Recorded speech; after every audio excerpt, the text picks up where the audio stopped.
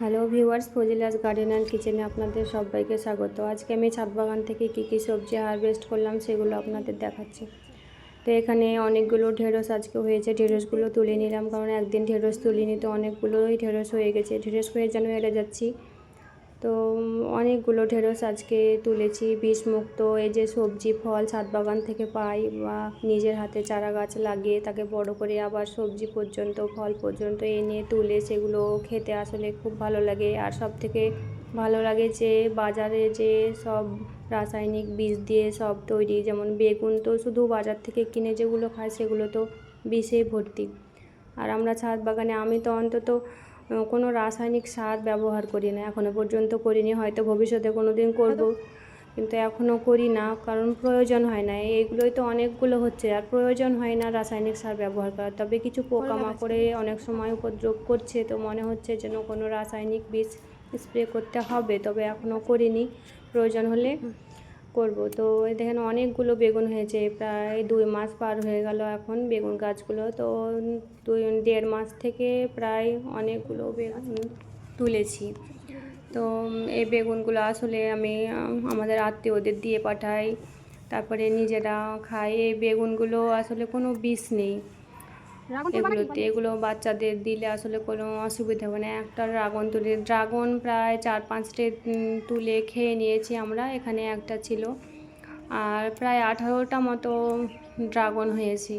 তো এত ড্রাগন হয় আমাদের সবার খুব ভালো লাগছে যে এতগুলো ড্রাগন প্রথমবার হচ্ছে।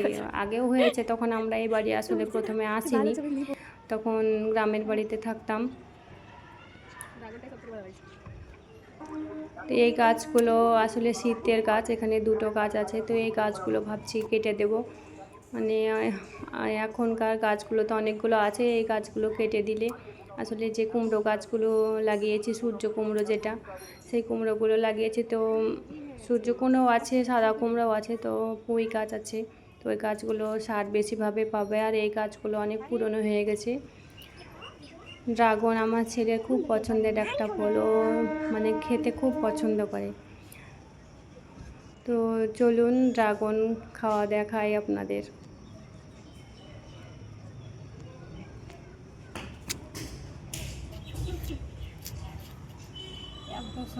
ড্রাগনের কালারটা এত সুন্দর ছিল, পুরো পিঙ্ক একদম, আর কালারটা এত সুন্দর যে হাতে লেগে গেলে যেন আর উঠছেই না।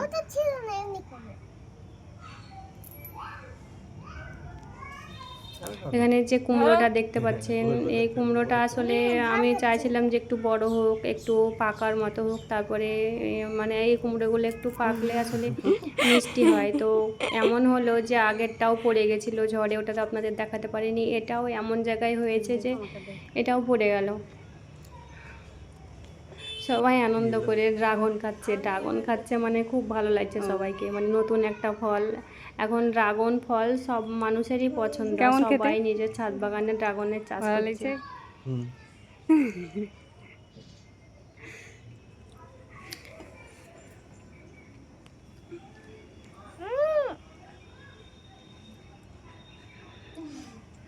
তো চলুন আপনাদের আজকে ঝিঙে এবং কুমড়ো দিয়ে, চাল কুমড়ো যেটা সাদা কুমড়ো, ওটার রেসিপি আজকে ছেড়ে দিব।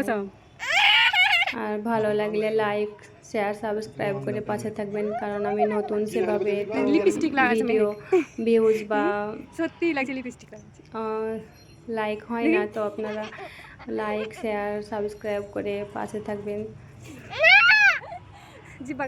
এই কুমড়োটা আসলে পড়ে গেছে, তো আমার মনে হচ্ছে আমি বসে বসে কান্না করি।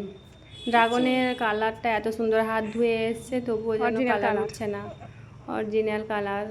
ঠোঁটে যেন মেহেকের ঠোঁটে যেন লিপস্টিক হয়ে গেছে। তো প্রথমে তেলে পেঁয়াজ, একটা ছোট সাইজের রসুন এবং 2-3টে কাঁচা লঙ্কা তেলে দিয়ে দিয়েছি, তারপর সেটাকে একটু ভেজে নিয়ে ঝিঙে এবং চাল কুমড়োটা দিয়ে দিয়েছি। এটা আসলে একটু বেশি করে ভাজতে হয়, ভেজে নিলে পরে স্বাদটা বেশি আসে।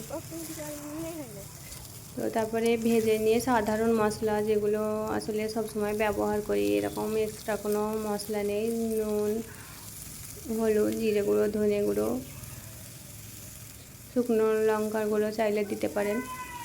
তো এটাকে ভালো করে ভেজে প্রায় 10 মিনিট মতো 10-15 মিনিট মতো রান্না করে নিলেই কুমড়ো এবং ঝিঙে রেসিপি হয়ে গেছে।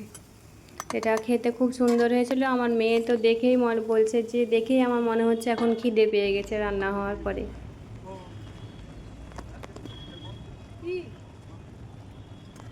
কালকে অফিসও বন্ধ, ডাক্তারখানাও বন্ধ।